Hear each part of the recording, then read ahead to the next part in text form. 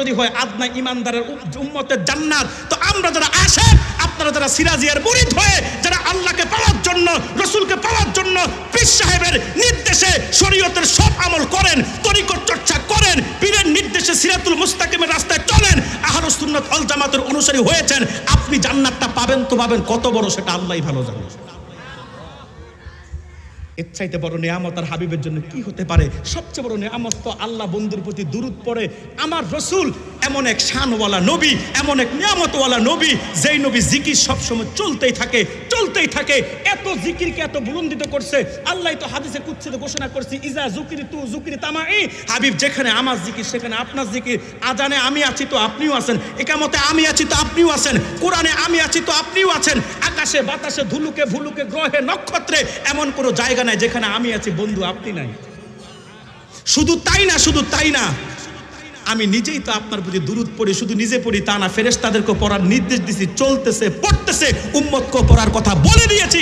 হাবিব, কিয়ামত হয়ে যাবে, সব আমল বন্ধ হয়ে যাবে, সবার জিকির বন্ধ হয়ে যাবে, আমি আল্লাহ জিকিরও বন্ধ হয়ে যাবে, কিন্তু আমি আল্লাহ তো লয় নাই ক্ষয় নাই, তার মানে আমি আল্লাহ জিকির বন্ধ হবে, কিন্তু আমি তো আছি, আপনার প্রতি দুরূদ পড়তেছি, তার মানে আপনার জিকির চলতেছে।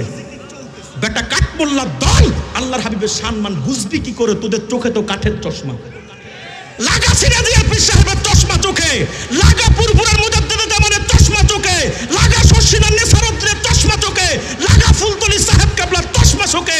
রসুলের শান, মিলাদ, কিয়াম, রসুলের নূর, মুনাজাত, পীর মুরিদি, ইসালে সওয়াব, শবে বরাত, শবে কদর, মেরাজ, ইসালে সওয়াব সব খুঁজে পাবা যতক্ষণ পর্যন্ত ওহাবি নজদি তাদের অনুসারীদের চশমা চোখ থেকে খুলবি না, আল্লাহর ওলিদের চশমা যতক্ষণ লাগাবি না, আশিকের চশমা যতক্ষণ চোখে পড়বি না, রসুলের আজমত, মুহাব্বত, তাজিম, ভালোবাসা খুঁজে পাওয়া সম্ভব তোমাদের হবে না, হবে না, হবে না।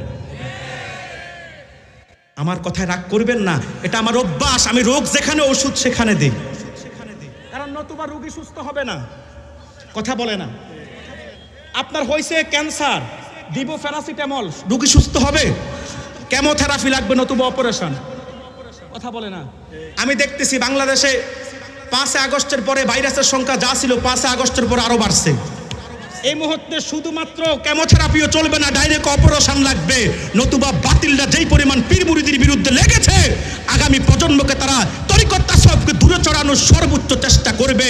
কিন্তু যতদিন পর্যন্ত সিরাজিয়ার মুরিদরা থাকবে ফেনীতে, ততদিন পর্যন্ত ফুল সিলসিলায় ফুরফুরা মাসলাক জিন্দা থাকবে।